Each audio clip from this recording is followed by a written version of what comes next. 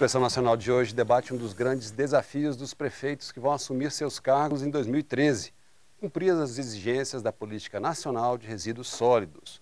Um deles é acabar com os lixões até 2014. Bom, nós temos alguns dados aqui a respeito do lixo produzido no Brasil. Por dia, na verdade, são produzidos 183 mil toneladas de lixo nas grandes cidades brasileiras. E desse total, apenas 58 mil toneladas, ou só 32%, é reciclada. Nós temos também dados a respeito da coleta seletiva. Nas regiões Sul e Sudeste, apenas 25% a 40% de todo o lixo produzido é reciclado. A situação ainda é pior na região Norte e Nordeste, onde apenas 5% de todo o lixo produzido é reciclado. Então, eu quero começar esse segundo bloco perguntando para o Silvano, que é do Ministério do Meio Ambiente, é possível acabar com os lixões? Porque o que acontece, que a gente vê, é que às vezes o município tem um aterro sanitário, mas que por uma série de fatores o aterro sanitário, feito dentro de todas as normas regulamentares, acaba se transformando num lixão. Dá para acabar com esses lixões até 2014? Bom, essa é uma grande polêmica, né? Eu queria reportar os dados que o IPEA acabou produzindo no Plano Nacional de Resíduos, que provavelmente esse ano ainda a presidenta deve decretar, o Plano Nacional de Resíduos Sólidos. O dado que o IPEA apresentou no diagnóstico mostra que, se a gente comparar o ano de 98 com o ano de 2008, a Pesquisa Nacional de Saneamento Básico, que foi produzida em 98, 35% dos resíduos eram dispostos em aterros sanitários. Em 2008, esse número cresceu para 58%. Então, aumentou o lixo ou aumentou o número de... Não, o percentual dos resíduos sólidos coletados, né? Então, 35%. Aí números percentuais, não são números absolutos. 35% dos resíduos coletados eram dispostos em aterros sanitários em 98 e esse número subiu para 58%. O que pode perceber que nessa década que não tinha uma política nacional de resíduos, a gente vê uma grande evolução dos resíduos dispostos em aterros sanitários. Isso é um indício importante. Veja que esse dado é de 2008. Agora, para os novos prefeitos, o que a gente percebe é o seguinte: tem um conjunto de ações sendo feitas pelos próprios municípios, a própria iniciativa privada, implantando aterros sanitários. A nossa ministra Isabela e o prefeito Eduardo Paes acabou, agora na Rio+20, tiveram uma ação para eliminar o aterro, o lixão de Gramacho, que era o maior lixão da América Latina. Era o maior lixão da América Latina. A ministra Isabela e o prefeito Eduardo Paes acabaram com aquele lixão. Nós ainda temos alguns lixões no Brasil, não é? Mas a nossa avaliação é de que 2014 é um prazo muito curto, como o deputado Manuel Júnior coloca, mas é perfeitamente possível se trabalhar para, de forma consociada, um pouco na linha que o prefeito Jair coloca, e veja que o que ele coloca é importante, porque no estado do Amazonas, se você implementar consórcio, se lá for viável, o Brasil todo é viável, né? Porque eles estão dizendo uma coisa que é muito importante: você não precisa de consórcio só para fazer a disposição do resíduo. Não é obrigatório ter um aterro para cada consórcio, você pode ter mais de um aterro em cada consórcio. Claro. O importante é você garantir a gestão. Você pode ter uma equipe técnica para vários municípios e o custo da gestão é pequeno, porque no Brasil o maior problema não é nem a implantação dos aterros, o maior problema é você operar o aterro e mantê-lo como aterro, porque muito recurso já foi aportado e esse recurso aportado para fazer aterro sanitário virou lixão pela falta de gestão. Acho que o grande esforço nacional que tem que ser feito é no sentido de garantir que haja gestão e que a obra que seja implementada, ela opere da forma adequada. Complementar, deputado Manuel Júnior, dos 62 milhões de toneladas, né, recolhidos anualmente no Brasil, cerca de 6 milhões e 200 aproximadamente têm um destino inadequado, né? Os outros têm um destino, entre aspas, adequado. Esse adequado não significa basicamente aterro sanitário, mas sem dúvida nenhuma é importante. O que eu penso como municipalista e hoje como deputado tendo uma visão aqui do plano federal é que há necessidade, eu disse isso na conferência, né, foi até duro em dizer, que as ações do governo central, FUNASA, Ministério do Meio Ambiente e Ministério das Cidades, elas precisam estar bem caminhando lado a lado e, obviamente, usando a estrutura do Estado justamente para propiciar o ambiente necessário. Porque no município pequeno, no município de médio porte, e aí o Jair pode falar melhor disso, né? Eu fui prefeito 3 vezes, fui presidente também de uma entidade municipalista na Paraíba. Inclusive, o cidadão que fez o trabalho lá no Amazonas com o Jair é um paraibano, o nosso companheiro Jeconias, que foi da Confederação Nacional dos Municípios e também lá da FAMUP. A gente sabe como é difícil num município pequeno e pobre do Nordeste brasileiro, ou lá da região Norte, você ter material humano qualificado para justamente desenvolver esses projetos, seja municipal, intermunicipal ou interregional, né? Efetivamente isso é muito importante que haja o apoio do poder estadual também. Queria aproveitar então, já que estamos falando um pouco do lado municipal, do interesse dos prefeitos, queria perguntar para o Jair Souto se a gente acabou de sair agora de uma campanha eleitoral, né, dos municípios. Dá para dizer que os prefeitos, a campanha, nas campanhas eleitorais, esse assunto, teve espaço para esse tipo de assunto, para esse tipo não de promessa, mas de plano de governo? Os prefeitos que se elegeram agora, eles estão interessados nesse assunto realmente? Há um interesse político? Eu penso que, e é importante tratar, e nós tratamos desse tema, a imprensa amazonense, a sociedade, que nós teríamos que pautar, a sociedade, pautar saneamento como prioridade. Você reduz o custo com saúde, você reduz e aumenta a capacidade econômica, e quando você vê o resíduo, a quantidade de resíduo aumentando, é claro que aquela família melhorou a qualidade de vida, o poder aquisitivo, gera mais resíduos. Mas eu vi poucos tratar de saneamento, de resíduo, eu vi pouco, pelo menos no meu estado. Eu penso que a sociedade deixou, né, de trazer, pautar e como programa, como proposta de governo para os novos gestores. Agora, o que nós temos agora, nesse momento, é que os gestores assumir como importância para reduzir gastos, mais uma vez, reduzir gastos com saúde, melhorar a qualidade de vida, levar o turista para uma cidade. Como é que o turista vai para a minha cidade e eu não tenho uma água de qualidade, não tenho, né, a destinação correta do resíduo, o meu resíduo hospitalar não tem a destinação eficaz, eficiente, adequada. Portanto, este é um problema da sociedade brasileira. No meu caso, no Amazonas, nós precisamos encarar com muita responsabilidade e prioridade para que nós tenhamos qualidade de vida. Gustavo Ludemann, do IPEA. O IPEA fez uma pesquisa a respeito do pagamento por serviços ambientais aos catadores, é isso? Uhum.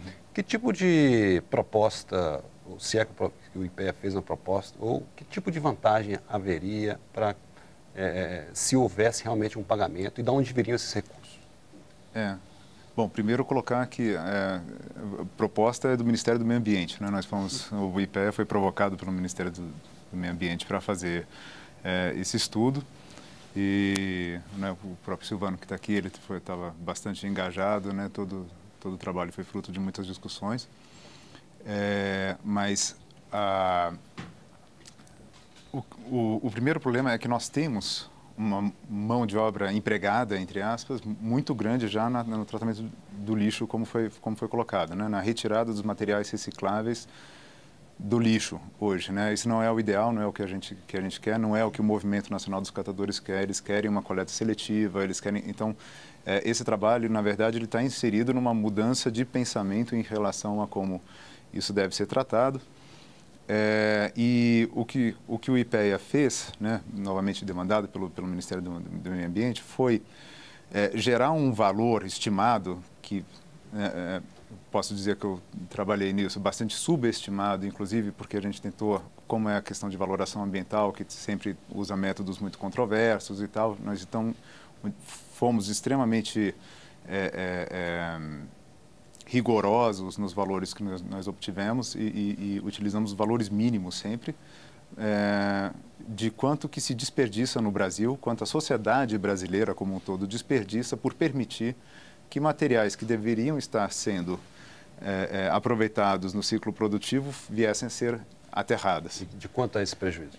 Isso foi estimado para o ano base de 2005, a geração de resíduos aí já aumentou consideravelmente de lá para cá, em 8 bilhões de reais.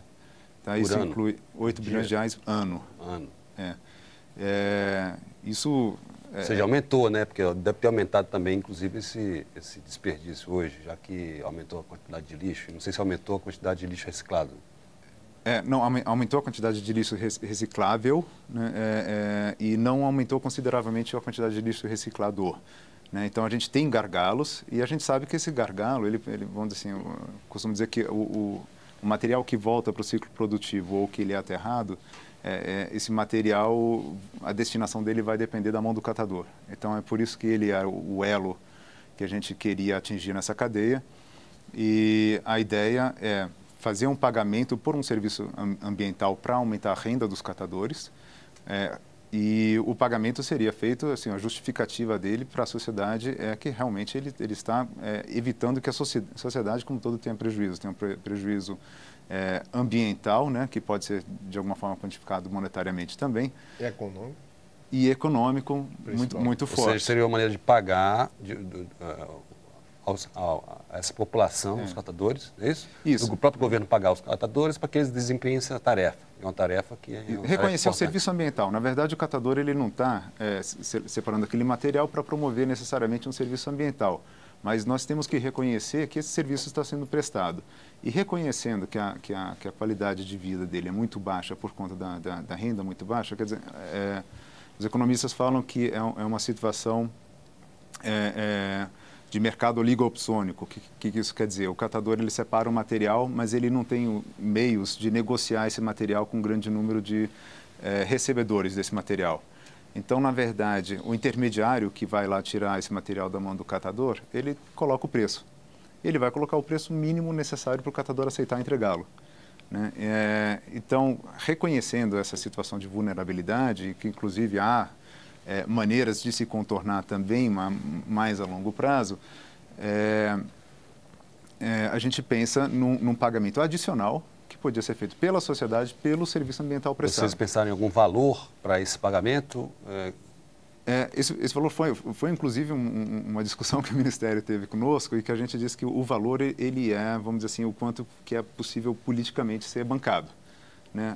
Então, a gente trabalhou com uma ferramenta de convencimento, que é a estimativa do custo para a sociedade, mas essa ferramenta em si só ela não diz o quanto que é a disposição a pagar da sociedade para esse serviço. Então, isso demanda também do político, do tomador de decisão, sentir quanto que ele poderia... Vamos supor que cobrássemos uma taxa a mais do consumidor, Vocês chegaram a algum valor, Gustavo? Para esse serviço, a gente fez umas estimativas só para fazer paralelo. Valores piloto, né? Se a gente pagasse R$50 a mais por tonelada ou se a gente pagasse R$5 a mais por tonelada, que diferença isso faz para que tipo? Porque outra coisa que o trabalho trata também, ele reconhece, né, até por causa da participação nesse trabalho de um professor da Universidade Federal da Bahia, do João Damásio, que já trabalhava muito tempo com catadores e conhecia muito bem a realidade dos catadores e já veio, né, até por um trabalho da Pangeia, da qual ele participa também, com essa ideia de que existem cooperativas ou associações de catadores que trabalham em níveis de eficiência muito distintas. Então, você tem desde o catador que trabalha praticamente de pé descalço no lixão e tem que se alimentar daquilo que vem do caminhão compactador, até um nível de organização tão alto que a cooperativa, ela mesma, além de separar o material, ela já o processa e já tem máquinas para fazer, por exemplo, uma nova embalagem a partir do material plástico. No caso daquela experiência exitosa que eu falei no início do programa, lá nesse município, é um município de 25, 30 mil habitantes, o prefeito conseguiu, junto com o Ministério Público, promover um TAC e foi feito um contrato formal com a cooperativa. A prefeitura garantia a 81 operadores ambientais, que são os catadores, um salário mínimo. E todo o material orgânico que era feito, produzido composto orgânico e também o material seco, reciclável, plástico, lixo, papel, era revertido em benefício da própria cooperativa, aumentando justamente o salário mensal dessas pessoas. Eu queria comentar uma questão importante em relação aos catadores, que é o seguinte. Um outro instrumento que o Ministério do Meio Ambiente e o governo federal vem implantando na política é a logística reversa, porque aí soma-se a essa questão dos catadores. O governo vem implantando 5 cadeias. Por quê? A Política Nacional de Resíduos, ela criou o princípio do poluidor-pagador e criou o princípio do protetor-recebedor. Os catadores estão na ótica dos protetores-recebedores, que eles fazem um serviço ambiental. E o governo, para esse princípio do poluidor-pagador, criou a logística reversa, que está na Política Nacional de Resíduos. O que é isso? A logística reversa, quem coloca resíduo no mercado, né, ou no meio ambiente, ele tem que se responsabilizar por fazer o caminho de volta. Quando você tem um produto e leva para a casa do cidadão, né, ou para o cliente, o comércio... Mais ou menos o que acontece com aquelas latinhas de bebida? É mais ou menos isso. Mais ou menos assim, quando eu tenho um produto e eu sou um fabricante, um comerciante, eu levo o produto aonde o cidadão está. Se eu levo o produto, depois que esse produto for utilizado, pós-consumo que a gente chama, ele passa a ser um resíduo, né? Ou senão, se o produto tem uma embalagem, essa embalagem é um resíduo. Então, o fabricante, o importador, o comerciante, o distribuidor, depois da Política Nacional de Resíduos, eles têm que implementar a logística reversa. Não? Mas isso já está acontecendo? Isso é o que eu queria dizer que é importante ser dito, porque a partir da política, o governo priorizou 5 cadeias. Nós estamos priorizando 5 cadeias, que é a cadeia de eletroeletrônicos, não é pouco a quantidade de eletroeletrônicos que se gera no país e que é disposto de forma inadequada. A cadeia de embalagens em geral, e nós estamos falando aqui de 20% de todos os resíduos são recicláveis. Todo resíduo que é coletado no país via resíduo sólido urbano, 20% é de embalagens que compõem a fração seca do resíduo, né? Então, os fabricantes, importadores, distribuidor e comerciante vão ter que implementar uma logística reversa que ajuda, em conjunto com os municípios, pela coleta seletiva, a retirar esse resíduo que hoje é levado para o lixão. Eu tenho uma pergunta que chegou agora. Só para complementar. Deputado Manuel Júnior. Está funcionando a logística reversa em alguns casos, por exemplo, questão de bateria. Né? O invólucro dos adubos, né? Isso aí está funcionando praticamente 100%, porque quase 100%, praticamente 100%, a própria indústria vai lá buscar para reciclar. Vamos fazer algumas perguntas que estão chegando aqui de várias partes do país. Antes do programa terminar, que faltam poucos minutos, eu gostaria de fazer algumas dessas perguntas para os nossos convidados. E eu peço só um pouquinho de objetividade, porque senão o programa acaba e a gente não responde. Por exemplo, tem uma pergunta que chegou aqui para o Jair Souto, que é presidente lá da Associação dos Municípios do Amazonas. Quem enviou foi o Denis Freitas de Araújo Neto, lá de Manaquiri, no Amazonas. Ele pergunta o seguinte: nós moradores do Amazonas temos uma região de muitos rios, igarapés, e consequentemente as pessoas moram em flutuantes. Como fica a questão do recolhimento de resíduo, do saneamento para essas pessoas? O plano normatiza alguma coisa nesse sentido?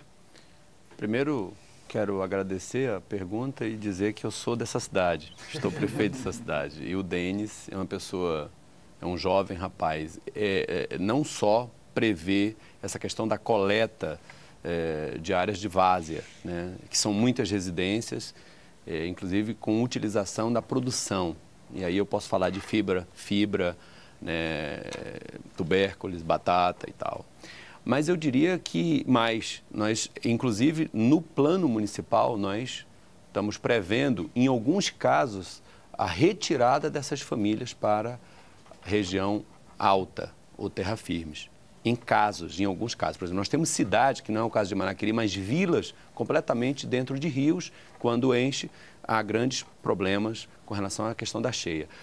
O que nós precisamos com a comunidade, com a sociedade, discutir e debater bem, para que seja dada a solução a mais possível, né, e que ninguém possa ter prejuízo. O Rio do Alves de Oliveira, lá de Desterro, na Paraíba, ele faz um comentário que eu queria saber aqui do Gustavo, se procede. A China, segundo ele, a China deu um exemplo de inclusão social para o mundo, transformando o lixo em renda e matéria-prima. Por que o Brasil não faz o mesmo? Tem ideia, Gustavo? Tá bom, eu não conheço tão bem a situação da China, eu sei que a governabilidade da China é bem distinta da nossa e a maneira como isso é feito também. Então, a gente está numa democracia em que você tem que contar também com e também numa federação, né, que nós precisamos contar também com a liberdade dos municípios de acharem suas próprias soluções para muitas das questões, o que é muito diferente da China, que isso pode ser governado a partir de um poder central. Acho que tem outros exemplos talvez melhores, né? Acho que da Coreia do Sul, ou outras que têm soluções tecnológicas também muito fantásticas. O Japão, por exemplo. Alemanha, Espanha. Alemanha, Espanha, bom, Japão também. Falando até de situações financeiras bem diferentes para tratar do problema também, né?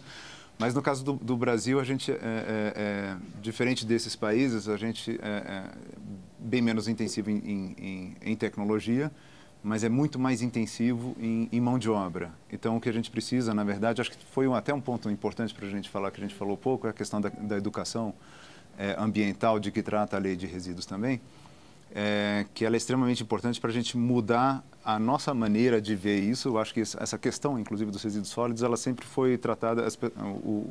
O eleitor, em última análise, ele estava sempre preocupado só com aquele resíduo até o momento em que ele está na nota de lixo. A partir daí, não havia mais preocupação. E talvez por isso a gente tenha também tantos aterros que tenham se tornado lixões, a gente tenha tanto dinheiro mal investido, porque há pouca... né, a gente costuma dizer que o olho do dono é quem engorda o boi. E eu acho que, no caso, o eleitorado, que está, também o contribuinte que está financiando também a gestão do resíduo sólido, eu acho que hoje passa a estar muito mais atento, e a lei prevê que esteja ainda muito mais através da educação ambiental, né?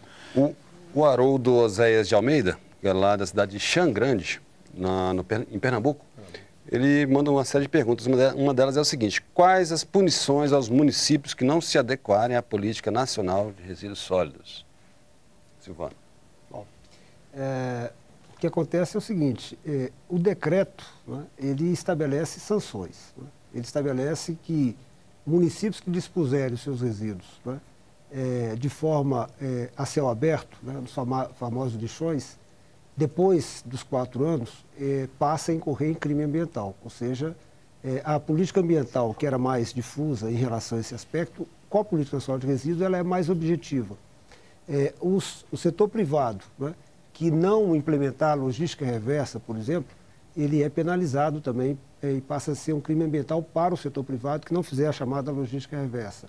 O cidadão, tem até para o cidadão também, como o Gustavo falou, a Política Nacional de Resíduos tem na educação ambiental um instrumento fundamental, porque é na casa da gente que começa a ação de segregação do resíduo. Aí eu separo da minha casa o úmido do seco, permito que o úmido seja disposto de uma forma e o seco reciclado, né? Então, para o cidadão também tem, inclusive, multas que variam até R$ 500, caso o município implemente um programa de coleta seletiva ou haja logística reversa, e aí o cidadão não dispuser o resíduo da forma adequada. Então, tem sanções para todos na cadeia. Por falar em logística reversa, tem outra pergunta relacionada a esse tema, eu faço para o deputado Manuel Júnior, que envia o Brás Carnielli, lá da cidade do Rio de Janeiro, estado do Rio. Ele pergunta o seguinte: o que eu faço com os resíduos sólidos de lâmpadas fluorescentes e lâmpadas frias? Pois não sei o que é responsável por fazer o recolhimento desse resíduo. A quem eu recorro? É um exemplo clássico desse assunto que nós estamos falando da logística reversa, né? Quando a política nacional estiver implementada em toda a sua plenitude, com certeza ele vai saber a quem recorrer. E com certeza ao fabricante e ao comerciante que efetivamente o vendeu e foi responsável para esse produto chegar ao seu lar. Isso já ocorre em alguns países, né, com muita tranquilidade. Há 10 anos atrás, eu estava num supermercado de uma cidade europeia e o cidadão estava lá descascando a caixa de um televisor, levou o televisor na mão e a caixa ficou lá no supermercado, porque a responsabilidade daquela caixa e plástico, etc., era justamente do comerciante. Essa é a política da logística reversa. Com certeza vamos torcer para que até 2014, 2 de agosto de 2014, tenhamos justamente essa prática, começando nos nossos lares, como disse aqui o Silvano, né, a gente tendo a responsabilidade de, na nossa casa, já separar o que é material seco material úmido, ou seja, orgânico e inorgânico, e também os comerciantes industriais terem a responsabilidade que a lei determina. Eu tenho uma notícia boa aqui para o telespectador, né? Que é o seguinte, a logística reversa de lâmpadas fluorescentes, o governo já soltou edital chamando o setor privado para apresentar a proposta de acordo setorial. Foi publicado dia 5 de julho e eles têm até o dia 5 de novembro para apresentar uma proposta de acordo setorial. A avaliação do governo, do Ministério do Meio Ambiente e os outros ministérios que compõem o comitê orientador é que a gente tenha até o início do ano que vem essa logística reversa implementada. Bom, com essa boa notícia, então, a gente encerra o nosso programa de hoje. Infelizmente, não deu para ler todas as perguntas. Eu peço desculpa a todo mundo que mandou, e foram várias pessoas do Brasil todo. O Inspeção Nacional de hoje fica por aqui e nós falamos sobre a política nacional dos resíduos sólidos, ou seja, sobre as obrigações dos futuros prefeitos em relação ao tratamento do lixo produzido nas cidades brasileiras. Você, cidadão que elegeu os prefeitos, cobrem deles o cumprimento dessa legislação que vai ser benéfica para toda a população. Obrigado pela sua participação e a gente se vê na semana que vem.